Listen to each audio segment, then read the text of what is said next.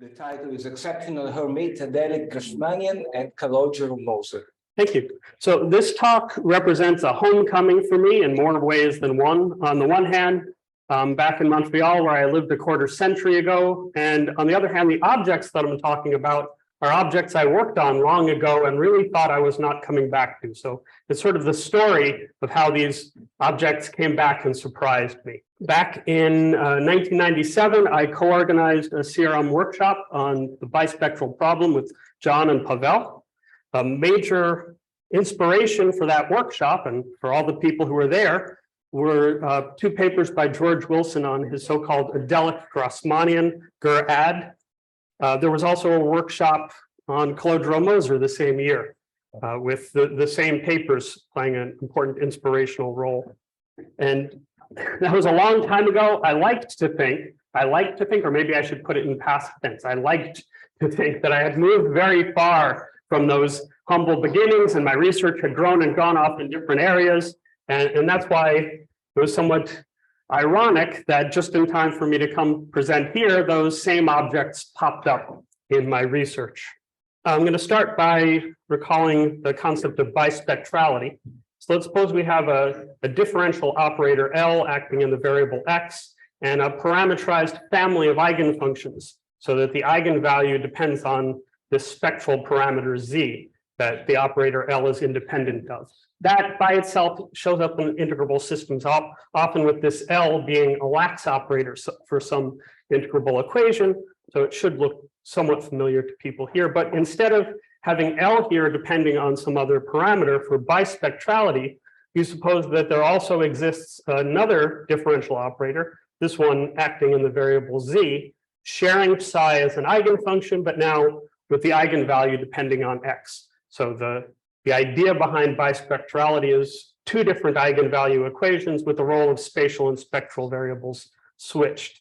A really simple example, although maybe it's misleading, they're certainly not all this simple, would be the function e to the xz, which of course when you differentiate in x, you get an eigenvalue of z, and when you differentiate in z, you get an eigenvalue of x. That's really simple, but questions like classifying or identifying all the bispectral operators of a certain kind is very difficult. That was the goal of the original paper by Doister, Mott, and Grunbaum that coined the term bispectrality. It sought to identify all of the bispectral one-dimensional Schrodinger operators. So what potentials u of x allow for the existence of this differential operator in the other variable. I don't have time to summarize all of their results. One of the things they found is that u of x has to be a rational function, but I mean, not just any rational function. Bispectrality is a pretty rare property. You can't just put a rational function there and expect it to be bispectral. There were four specific classes of potentials that allowed for bispectrality. I'm only going to mention one.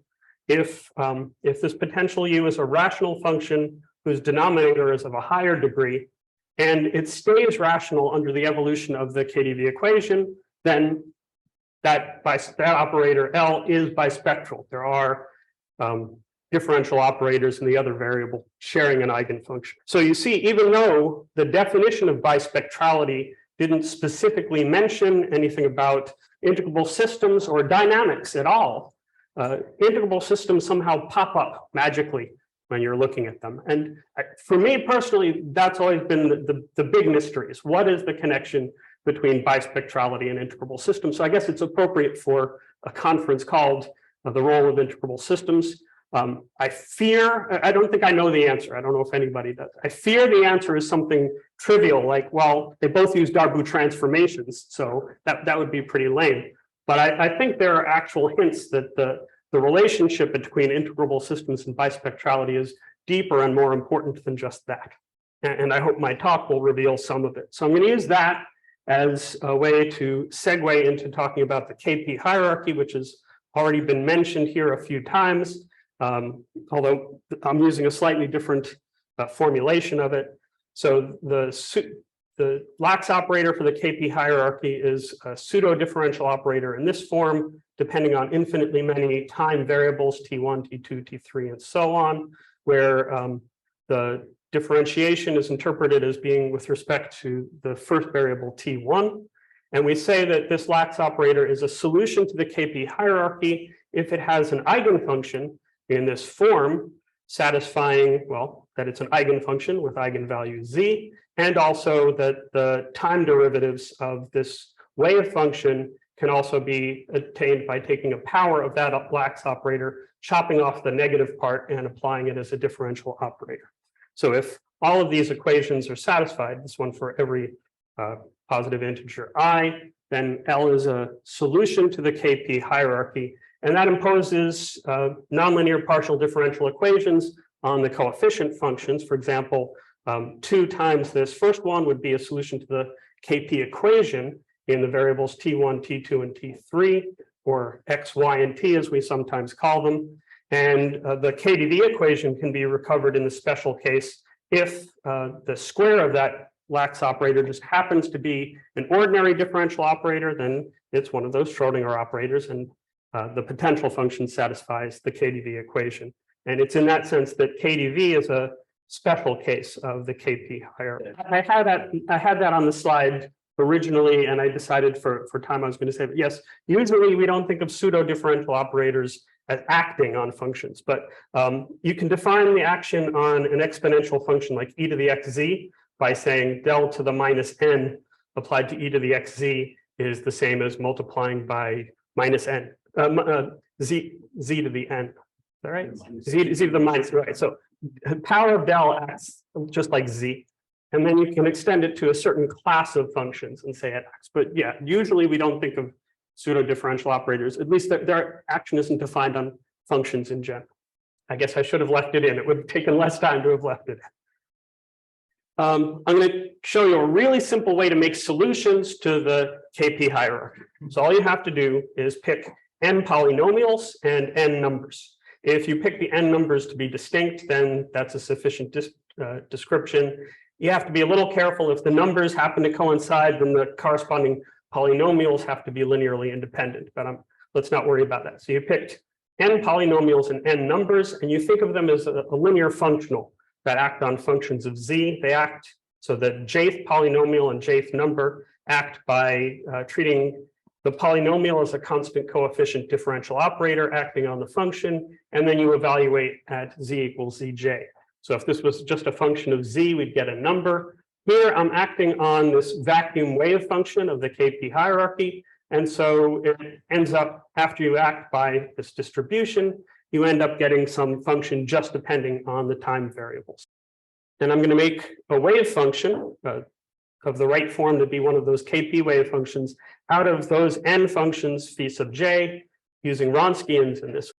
We think, I think it was probably Wilson who started calling these conditions. So these distributions are conditions in the sense that if you clear this polynomial down here from the denominator of this function, then it's annihilated by all of these for all values of the time variables. So they're literally differential conditions that this wave function satisfies. So I may occasionally refer to these things as the conditions. But more important here is the fact that not only is this the right form to be KP wave function, it is KP wave functions. There's a corresponding lax operator, which you can produce in the following way. You expand that as a series. Here I've written it as negative powers of z times the vacuum wave function again. Call this thing out front omega, a function of t and z, but replace all the z's with dels so that it becomes a pseudo differential operator. Then if you conjugate the vacuum wave function by that pseudo differential operator, you get a lax operator. And these together then give you a solution to the KP hierarchy that I mentioned before. In particular, you get a rational solution. All the coefficients are rational functions. And conjugate the wave function. I'm sorry, conjugate the vacuum solution. I'm sorry, that's right.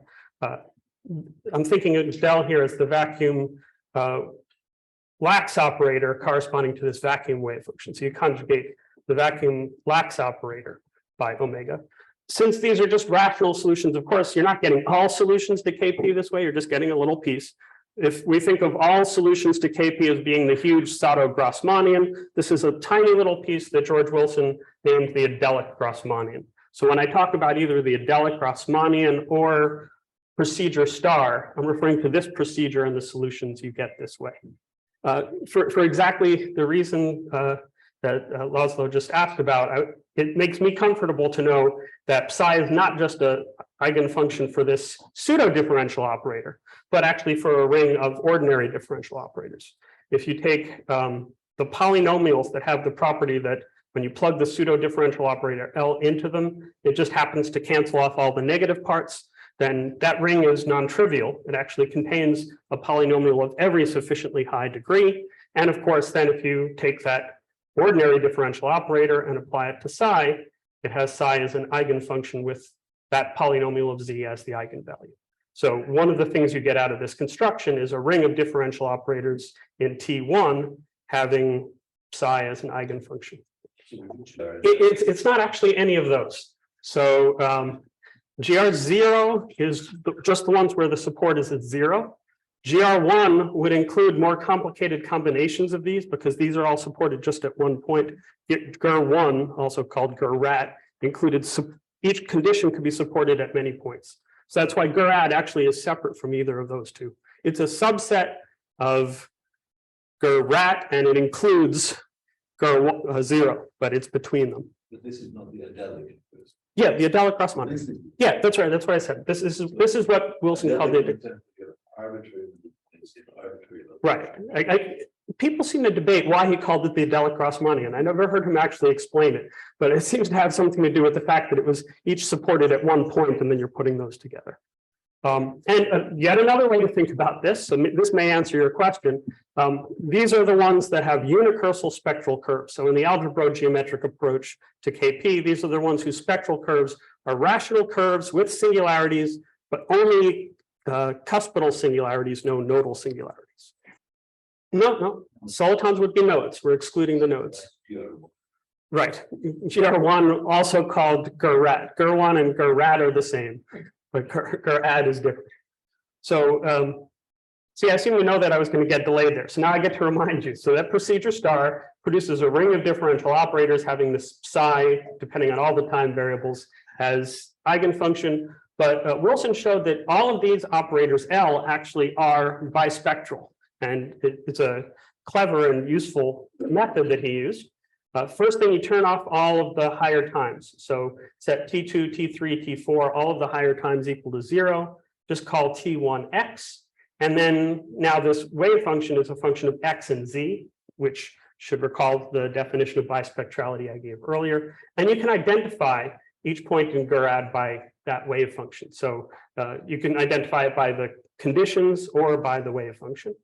And the key point is that if you exchange x and z, this is Wilson's method. If you exchange x and z, you get another function that's also a wave function in GR-ad. And of course, we know that this, since it's a wave function, is an eigenfunction for differential operators x. If you just translate those into differential operators in z, then this function shares both its original operators in x and those operators in z. So this bispectral involution of exchanging x and z is a map on GR-ad, and it proves that all of these operators are bispectral. He did more than just show they are bispectral. He showed that these are all of the bispectral differential operators that commute with another operator of relatively prime order. So it was really a classification, but that fact isn't particularly relevant to this talk.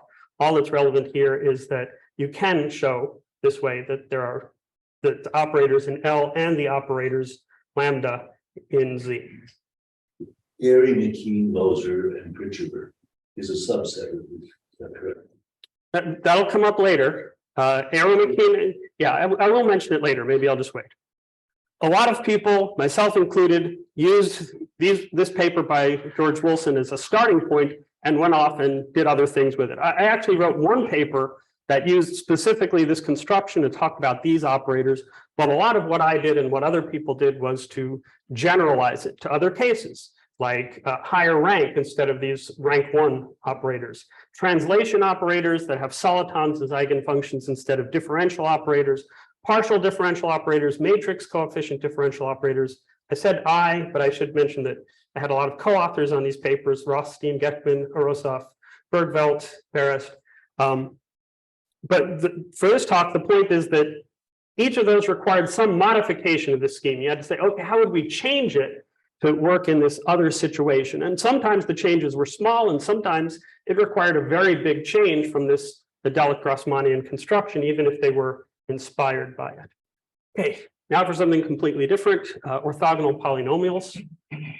So the classical orthogonal polynomials in particular, well, I guess any orthogonal polynomials are usually thought of as a sequence of polynomials, one of each non-negative integer degree. They're orthogonal with respect to some inner product that's an integral over an interval with a weight function. In the case of the Hermites, which will be important in the talk, the interval is the whole real line and the weight function is e to the minus x squared. Anytime you have this and that, you then automatically get this so-called recursion relation, that if you multiply a polynomial by x, you can write that as a linear combination of these three neighboring polynomials. And you can think of that as the application of an difference operator. So multiplying by x is the same as applying a second order difference operator. In the case of the Hermites, that's the difference operator. This doesn't come for free from those things. So if it's a classical orthogonal polynomials, if also there's a differential operator acting in x, which has the polynomial as eigenfunctions with eigenvalues depending on n. And in the case of the Hermites, that's the differential operator and the eigenvalue. So you can see that there's bispectrality here. There's this difference operator acting in n with an eigenvalue in x, and a differential operator in x with eigenvalue depending on n. I'm going to stick my neck out here. Maybe somebody will chop it off. I think the classical orthogonal polynomials with all of these constraints are so well studied. I'm not sure there's anything left to discover about them. I feel like we know the classical orthogonal polynomials. Am I wrong about that? Apparently I'm wrong. In any case, people like to weaken some of these restrictions so that they can talk about something that's a current area of research. For example, if you drop the idea that these are scalar polynomials, you're talking about the Bachner case, you drop the requirement that the differential operator be a second order differential operator, to say some differential operator, that's crawl. And the one that's most relevant here is the exceptional orthogonal polynomials, where you drop the requirement that you have to have one of every non-negative integer degree. A finite number of degrees can be missing. That necessarily requires you to also drop the requirement that the recursion relation be second order. That was first studied in a paper in 2008 by my co-author, Rob Milson, Nikki Cameron, who his name was on the list at some point, but I don't think I've seen him here at the workshop. Just a question. So the exceptional orthogonal, so they are orthogonal. Yes, they're still orthogonal. But why can they don't satisfy three-term recurrence relation? The recurrence relation has to be higher order because the three-term recurrence relation would only work if you have every possible. You may have to go farther away because there could be a gap in between. Given degrees, but degrees in matter of 0, 1, 2. I'll be more specific about the exceptional Hermites. So this is Are you saying that there are classical exceptions, or the exceptions are not classical? They're technically not classical. Classical required all of those, all of the things I said originally, including having one of every non-negative degree. So I consider them not to be classical. Maybe I'm wrong, but I thought there was just a small number of classical ones. They all have three-term. Yes, that's right. The classical ones all have three-term relations, and we're going outside the classical to see the exceptions. Yes. Well, depends on how you define classical. I define classical as being bispectral. Oh, yeah. So not everyone does that. There are many. Okay, maybe more controversial than I thought. For my talk, let's accept my definition. So how do you make the exceptional Hermites? There's many families of exceptional Hermites associated to a choice of a partition. So as usual, a partition is non-increasing sequence of positive integers that add up to some predetermined number n. Here I'm making an additional requirement that it be an even partition. So every successive pair has to be equal. So lambda1 and lambda2 have to be equal. Lambda3 and lambda4 have to be equal. I'll explain later why that's required. Then there's a family of exceptional Hermites that I'll call P sub n lambda, where lambda is the partition associated to that choice. And the way you make it is these here are all classical Hermite polynomials. So P sub n is the nth classical Hermite polynomial. To turn it into one of the exceptional ones, I take its Wronskian with a fixed set of other classical Hermites, which depend, as you can see here, on the choice of the partition. So then it's going to have a finite number of degrees missing, partly because the Wronskian of these will, of course, be a polynomial, but it might start at a higher degree already. And of course, also, if this n happens to agree with one of those indices, you're just going to get zeros. That degree also will be missing. Then Even means that there's each part is even, or that the length is even. well, the length has to be even, but successive pairs actually have to be equal to each other. So The individual 2, 2, and 1, 1, 1, 1 are both even partitions of 4, but 2, 1, 1 is not. So even before I'd ever heard of exceptional orthogonal polynomials, a lot was known about them, such as that they're orthogonal with respect to a weight function. Whether it's a modified weight function or the same one is kind of a choice. You'll see later that I'll phrase it two different ways. Amazingly, it's still a Hilbert basis for the same space that the original classical orthogonal polynomials were. Still eigenfunctions for secondary differential operator, but a higher order difference operator. But I guess that was the question, though. There was still apparently some unresolved questions about those recurrence relations. And the way I know that is because in 2015, when I was giving a talk in Sardinia about bispectrality, some of the authors of that original paper on exceptional polynomials came up to me and said, oh, you know about bispectrality, maybe you can help us answer these questions about the recurrence relation for the exceptional orthogonal polynomials. It was very productive and quick collaboration. Even before we left the conference, it was clear that we had something that was going to work, that using the techniques I knew about bispectrality, we could answer questions they had about the recurrence relations. And just a year later, the paper, which I don't have time to even describe, was published in the Journal of Approximation Theory. All that really matters about it for the story that I'm telling you, because I really think of this as a story, is that I felt that this was all really exotic. Not only because Sardinia is an exotic place, but because I felt like exceptional orthogonal polynomials were so far from my original work on Wilson's Adelic Grassmannian. It was like the most distant generalization I'd come up with so far, because I had to figure out all these twists and turns in order to make it work for difference operators instead of differential operators. And spoiler alert, I was completely wrong about that. The last time I was in Canada, I was working with Rob Milson in Halifax, and it was right before the pandemic, so that gives you an idea of when it was. And we were trying to figure out, again, appropriate for a workshop called the role of integrable systems, we were trying to figure out a particular kind of connection between exceptional orthogonal polynomials and integrable systems. I'll be able to be more specific about what we were looking for later. And we thought, okay, we need an analog of that wave function psi from Ger-Ad, where when you switch x and z, you get the bispectrality, because that was also a KP wave function. So we thought we needed some kind of analog of that, just like in all the other generalizations I'd done, where you had to change something in the original construction to get this new object. And we later found that no analog is needed. Exactly those wave functions and exactly the procedure star give you the exceptional Hermites. So again, pick partition. So far, I'm not requiring it to be even, and you associate to it those conditions.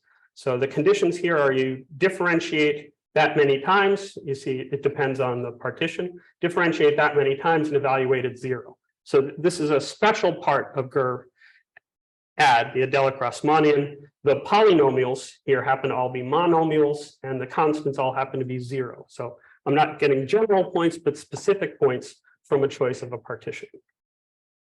Then using the procedure as before, you get a wave function depending on all the t's. That's a KP wave function. So it came from a choice of lambda, so we could call it psi lambda. If we want to see that it's bispectral in Wilson's sense, we turn off all of the times t2, t3, t4, and so on. And then it would be a function of x and z. And actually, this is a special one. Normally, when you switch x and z, you get some other wave function in grad, but this one's self-dual. When you switch x and z, it actually stays the same. The Wronskian is different to z, right? No, it's a Wronskian with respect to T1. So where was I? We have this wave function. I said that it's self-dual if you look at it in Wilson's sense, where if you turn off all of the higher times, it's just a function of x and z. If there's a reason that nobody seems to have noticed the Hermites here, I think it's the exceptional Hermites. I think it's because to be able to see it, not only do you have to choose lambda correctly, but you have to leave the second time variable T2 on. So this is the main result that the wave functions from KP there are generating functions for the exceptional Hermites. So you pick lambda, as I said before, now leave x and also y, T2 on. So you only turn off the time variables with index 3 or higher. So now the wave function is a function of x, y, and z. If you expand it out as a Laurent series in z, you get these rational coefficients. Those all have the same denominator, which is the tau function. So now you can see, Johan, why the Wronskian is with respect to T1. This is like making a tau function as a Wronskian. So the denominator of all of these rational functions is the same. So you can also make a sequence of polynomials this way, bivariate polynomials, which I'm suggestively calling pisa by lambda with the same notation I used for the exceptional Hermites. First thing is that these are orthogonal.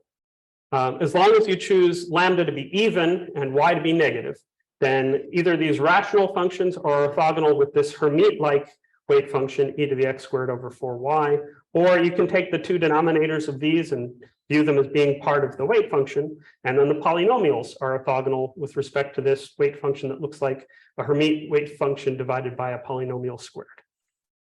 Now, why do we need lambda to be even? Why do we need y to be negative? Y to be negative is obvious. If y was positive, this wouldn't converge. If y was 0, it wouldn't even make sense.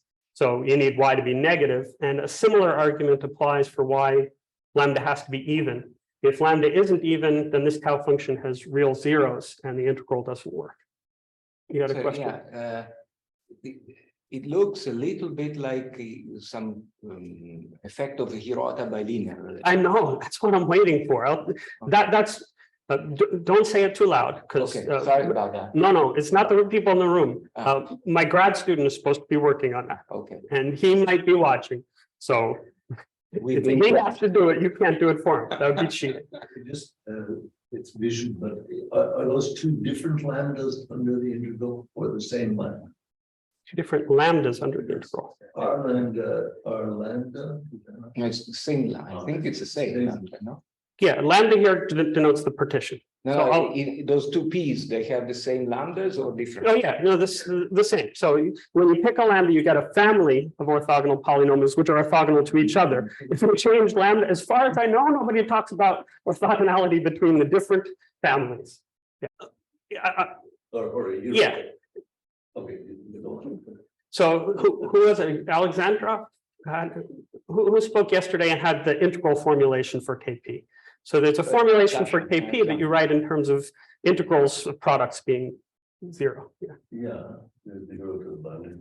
So the point, though, is that these P lambdas really are a scaled version of the exceptional Hermites. In particular, if y is, what would it be? If y is -1/4, then this is the Hermite wave function. And those really are exactly the exceptional Hermites that have been written about before. We leave the scaling parameter in here, partly because it's really interesting to me that that's the KP, the second flow of the KP hierarchy, and something non-trivial. So the way I like to think about it is that when we had at workshop back in this room, back in 1997, talking about bispectrality and Calogero-Moser, nobody was talking about exceptional orthogonal polynomials. The term hadn't been coined yet. But since everybody was talking about these wave functions, I think the exceptional Hermites were already here, hidden, and none of us noticed them. The proof, I wish the proof was something deep and interesting that I would be proud to talk about, but the proof is basically just the observation that, well, you make the exceptional Hermites with a Wronskian with these, and you make this with a Wronskian with these, and it's the same procedure. So it's just a realization that if you happen to be looking at this particular choice of conditions, then what you're doing just is making a function whose coefficients by construction, these coefficients are the exceptional Hermites in rational form.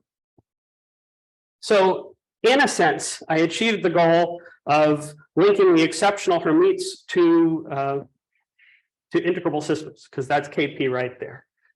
That's not really what I was originally looking for. I'll be able to say better later what I was looking for, but it does link the exceptional Hermites to integrable systems in an intriguing way.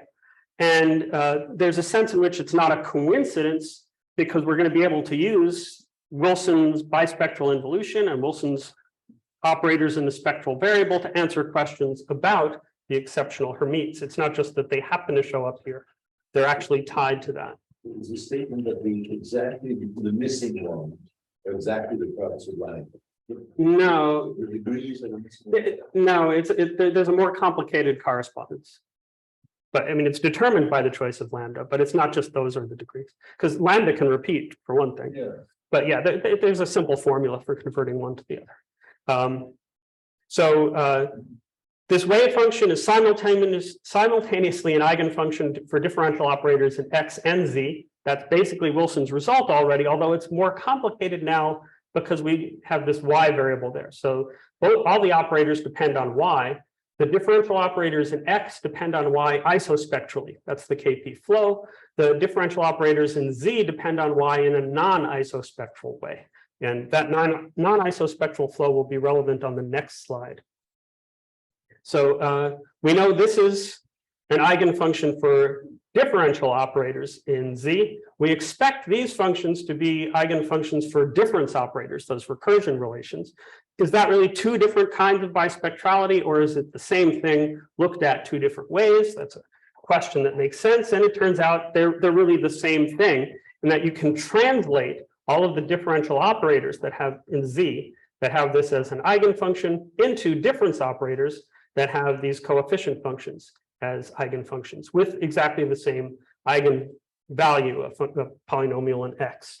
In the paper that Rob and I published, we used what I now see as much too complicated a method to derive that. And it made it look like it was something very specific to the fact that these were exceptional Hermites. I now realize this would actually work for any of the wave functions in GER0, which John mentioned. The argument is really simple. So it just depends. It doesn't have to be this wave function. These don't have to be Hermites. If you have a generating function this way, and it's an eigenfunction for a differential operator with rational coefficients in z that have singularities only at z equals 0, then you can make a difference operator that has these coefficient functions as an eigenfunction. The reason is really obvious. If you multiply this by z, of course, that corresponds to just shifting the index there. If you multiply it by z inverse, it's a shift in the other direction. And if you act by ddz, it corresponds to multiplying by n and a shift. So you can turn any of these into difference operators. And if they are eigenfunctions, then these are eigenfunctions. So I don't know if this is known or obvious or new and interesting. For myself, I didn't see it anywhere else. I had to write it up for myself, and it's a little bit complicated when you write it in detail, but I'm curious to know, and this is where y'all can help me. I've lived in Charleston now for a long time, so I can say y'all. This is where y'all can help me. I want to know, is this something that's so obvious that I just say, oh, you know that thing where you convert differential operators into difference operators? Is this something that I should be citing somebody and say, oh, that paper by so-and-so? Or is this something that nobody really has noticed before and I should publish it? So maybe at the end of the talk, if there's time, there probably won't be because I'm running late, you can mention that to me. But anyway, the point here is that the recurrence relations, which are for the Hermites, which are things we want to understand, turn out just to be a translation of Wilson's differential operators, which we already know. So it reduces a new problem to something we've already answered. The other application of Wilson's theory to understanding the exceptional Hermites is about the conditions that the exceptional Hermites satisfy. These are not the conditions in Z that I was talking about that we already used to generate it, but the Hermites themselves. So if you fix lambda, the family of Hermites is annihilated by some similar looking conditions in X. So you can kill them all by applying a constant coefficient differential operator in X and evaluating at X equals some number.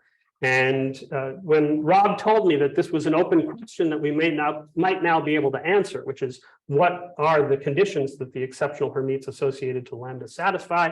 My first thought, which turned out to be wrong, was, well, since the wave function is self-dual, it should be the same conditions again, right?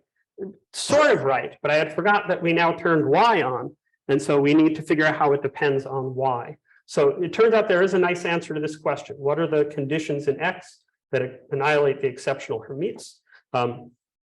Let's let C lambda be the conditions in Z that correspond to the choice of the partition lambda. All of those are supported at 0. So I'm making a picture of the complex plane here. There'd be, if lambda is L long, there'd be L conditions here, all supported at 0.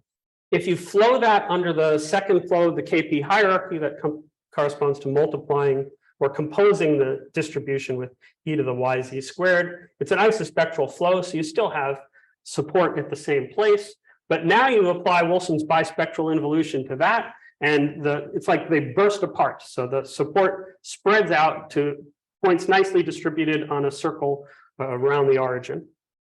So now it's L different points supported at different points around the origin, and these conditions, the ones that you get after applying the involution, those are the ones that annihilate the exceptional Hermites. So we can answer that open question about the exceptional Hermites in terms of KP flows and the bispectral involution. These points, when they fly apart, look like particles that are repelling. That's not just an analogy. They really are moving like Calogero-Moser particles. So I'm starting the second part of my talk, but it's much farther along than halfway, don't worry. So this is a Hamiltonian function, very much like others that we've seen here. In fact, this is an analog of the trigonometric one we saw yesterday, just rational instead of trigonometric. This was studied in the early 1970s by lots of people, Calogero and Moser in particular, and their names are attached to it. So I'll call it the Calogero-Moser integrable system. It's integrable, so it has a lot of properties you'd expect. There are commuting flows, so it's part of a hierarchy that can be solved simultaneously. So you can think of them as depending on many different time variables at once, just like KP. It's integrable, so there's a linearizing map or action angle map. I don't want to get into that fight that almost started yesterday.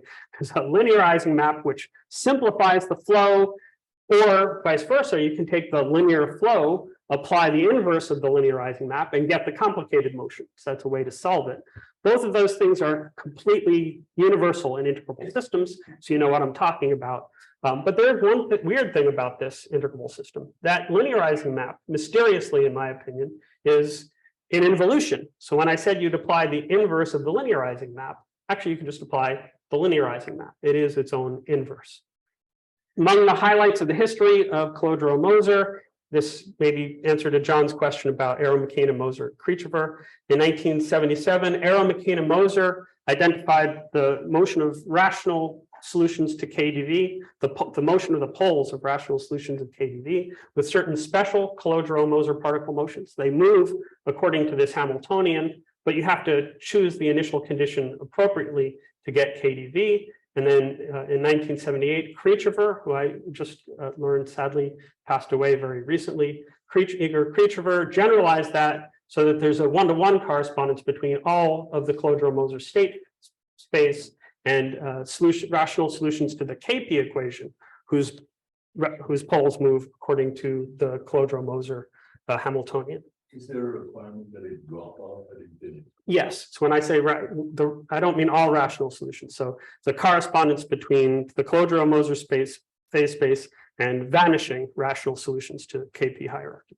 In 1978, Kasman and Sternberg, I think this might have been mentioned yesterday too, described the motion of these particles in terms of matrices. So a matrix pair satisfying this rank 1 condition, that the rank of the commutator minus the identity is 1. If you're looking a pair of matrices like that and require X to be diagonalizable, then the eigenvalues of this linear function, X plus n t z to the n minus 1, the eigenvalues move according to the nth equation in the Calogero-Moser hierarchy.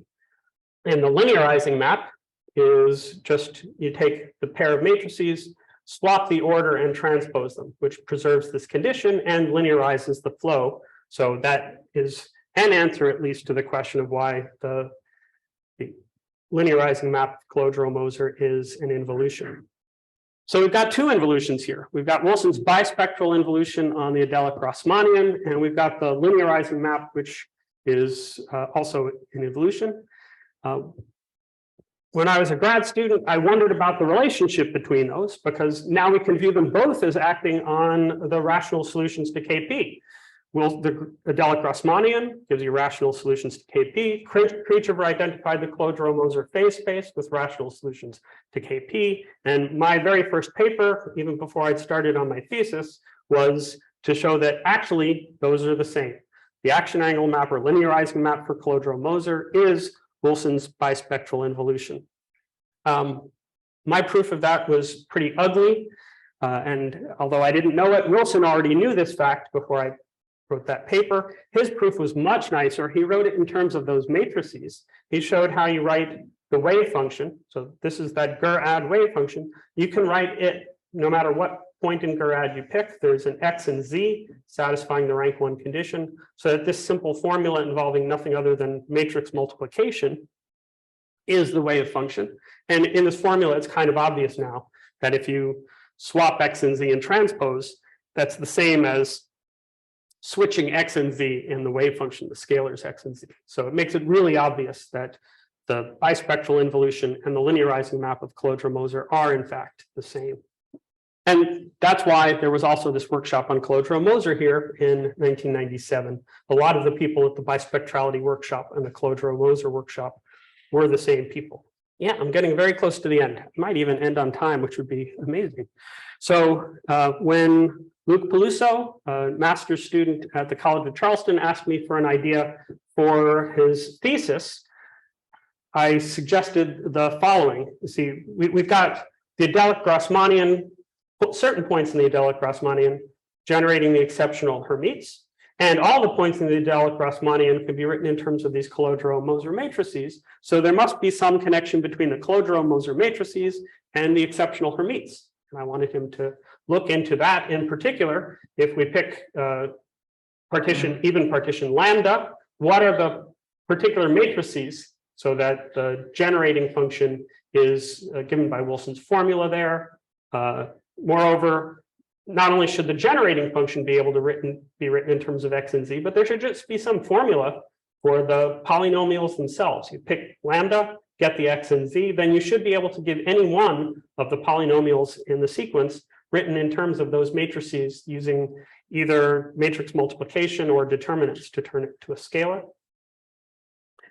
Show that this is where it relates to your question. So, okay, there's KP here. So I know there are these formulas that look like integrals turning out to be 0. Maybe that would be a way to rederive the orthogonality. Or maybe the orthogonality will somehow follow from this rank 1 condition or something. We know that the exceptional Hermites are orthogonal. It wouldn't be a new result. But if it follows from the KP equations, or if it follows from this rank 1 condition, that would be really interesting. And moreover, not only would it be interesting in itself, it would open up a question, which is, okay, well, what about the rest of the Adelic Grassmannian? If we expand their wave functions as Laurent series, what about those coefficients? Are they orthogonal? Do they have recursion relations? What properties apply to all of Gur-Ad or maybe a big part of Gur-Ad? So those were the questions I asked him. And then in an earlier version of this talk, I gave specific information about what he had done on each.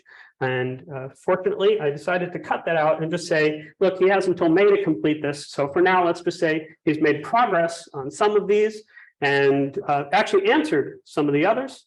And so just on time to wrap up, in case it wasn't clear, when I was talking to Rob and said, we want to find a connection of the bispectrality of the exceptional Hermites to integrable systems, I expected there to be some new integrable system.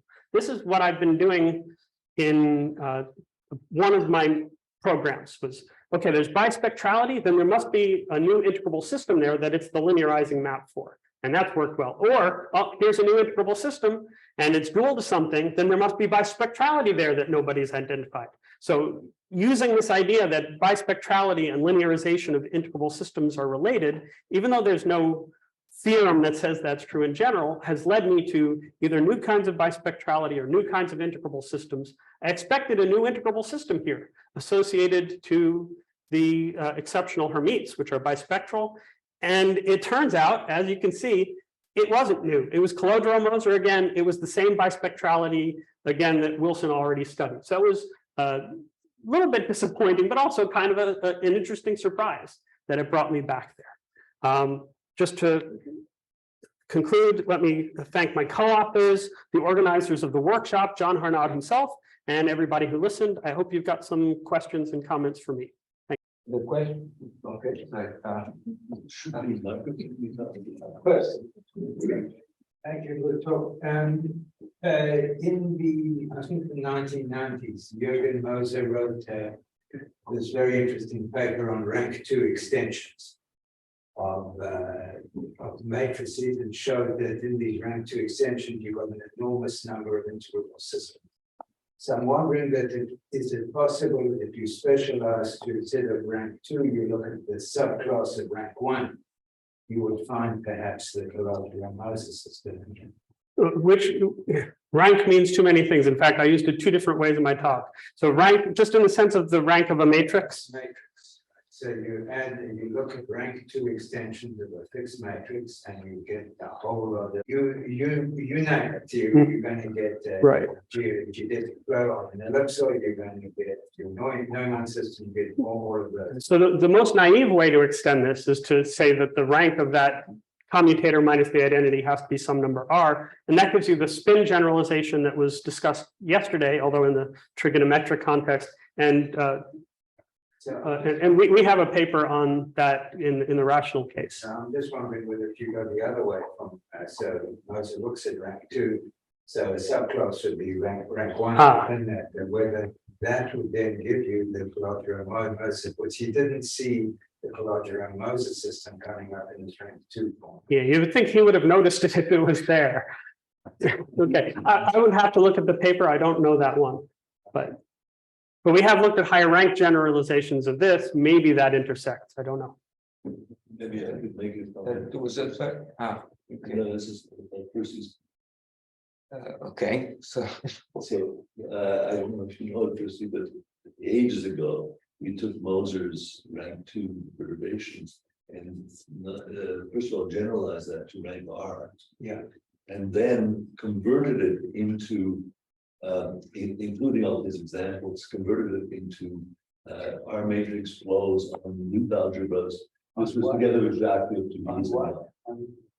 so on loop algebra, so with an R matrix structure. So it's basically lax matrices which depend on the parameter irrational. And with Jacques and with Malcolm, we wrote a whole series which completely integrated the all the Hamiltonian systems generated by spectrum. It's not the same. It didn't include Calogero-Moser, but it included all of those. Actually, I was going to say, Richard has a paper, so on rank 1 coadjoint. It's but in this sort of loop algebra context. So And is Calogero-Moser in there? GLN, I mean, it's there. You know, there's one training root system basically, but it's for GLN.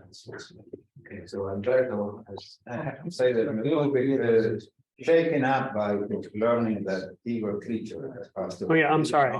He had been ill for a while, but I just saw on the internet that it was last week or maybe just a little longer. Wikipedia says December 1st. I still have one question. In the original definition of exceptional guys, there is no mention of the recurrence relation. Right. Is That's that right. correct? Yeah, that's correct. So they weren't sure if it existed, then they suspected it existed, but didn't have a proof. So right, the recurrence is not required for the definition. Correct me if I'm wrong. I think the first person that I know that actually found such a recursion relation was, let's say, Zerano in a paper with 2 other guys. I forget the names. Is that wrong? I don't know. Okay. And then just one thing, you mentioned that in '97, when we had this meeting, thank you for organizing the aviation, by the way. The exceptionals didn't show up. I mean, that's partly my fault. Because in 87, not 1887, but 1987, a student of mine, Mike Rich, wrote a paper, it's came out in Communications, where he looks at the bispectral problem from the beginning, allowing arbitrary ordered recursion relations.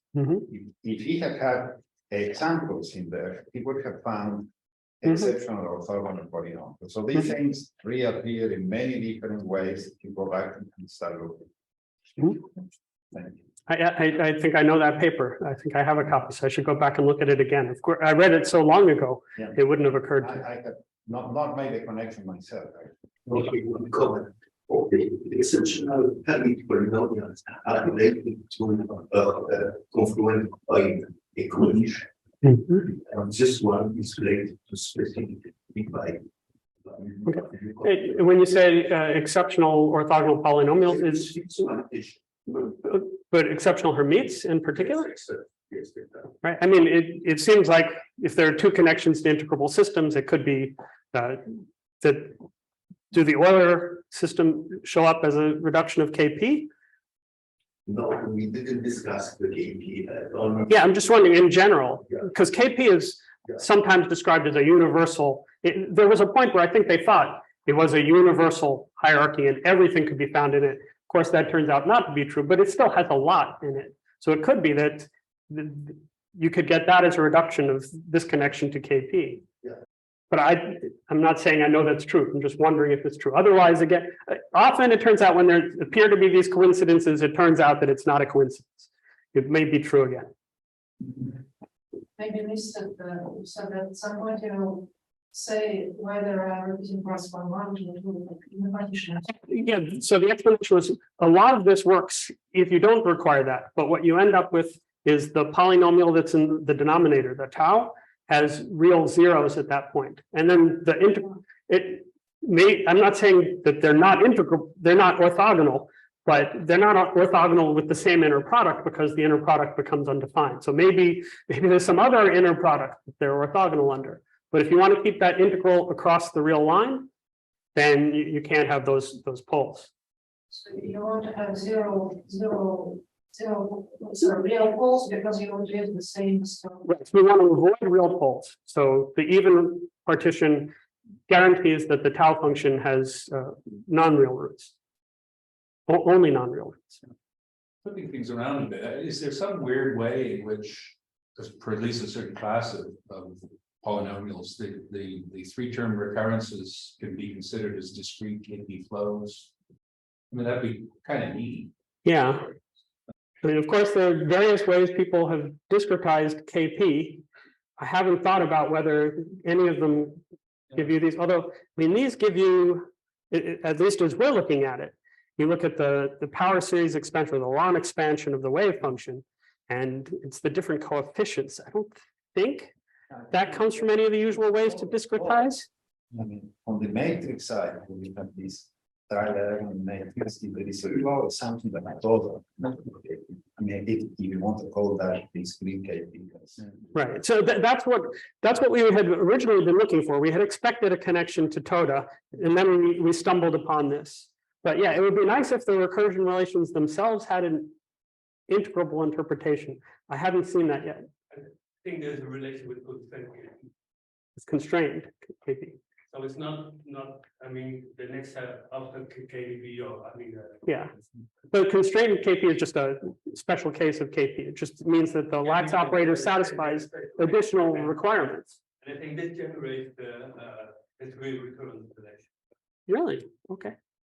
Well, in general, the discrete KP can be obtained from the continuous in at least two different ways. Both of those that I would give a lecture. Right, but Either you do it by sequences of vector transformation, or you do it by lattice evaluation. You take the tau function, evaluate it, and compare the lattices. Both of those satisfy the discrete KP. right. That's for the actual tau functions. The P's, the polynomials, are just building blocks through Wronskian formulas. We build the tau. Mhm. It's not recurrences for the alpha, for the Right. recurrences for evaluation with alpha. That's why I wasn't sure there would be a connection, but maybe there's, I'm certainly going to look at it now. It's intriguing. It's almost 10. Should we keep going, Marco, or should we? Is there? There's one more question. That we can, since there is no third talk, we can mildly shift things if there are more questions, of course. So, can we go, but going back to recurrent relations, so if you view them as a matrix, it's exceptional, so it's like tri-diagonal with a bulge, right? But is there anything special about this bulge? Because it probably depends on the same number of parameters. And I mean, like tri-diagonal is a product of two bidiagonals, but if they bidiagonal times inverse of bidiagonal, it has the same number of parameters in it. So did you notice anything about this? Yeah, we didn't try writing it in matrix form, but you're right. It would, because a finite number are missing, you'd expect this bulge. And I would have to look at it now. It sounds interesting. We might need your help on that. Thank you for volunteering to help.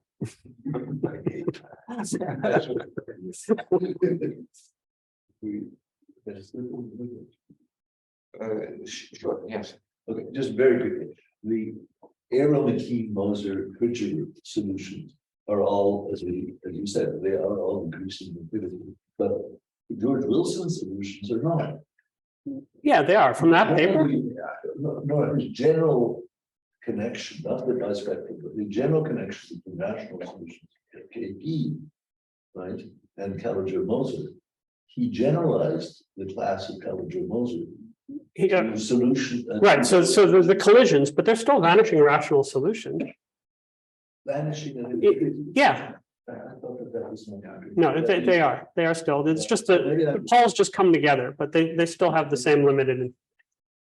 This guy Oblomko or Oblomo or something like that, he had some non-decaying sort of rational solutions that were after. But George Wilson was all decaying. Yeah. Okay. Thermalized, yes. We can thank the speaker. Yeah, if you don't pass the microphone around, we hear the question. There are microphones laying in a few different places. They're distributed throughout. And if you don't use the microphone, the Zoom participant won't hear you. Can the people on Zoom hear the questions in the audience? Maybe you could chat to us and let us know.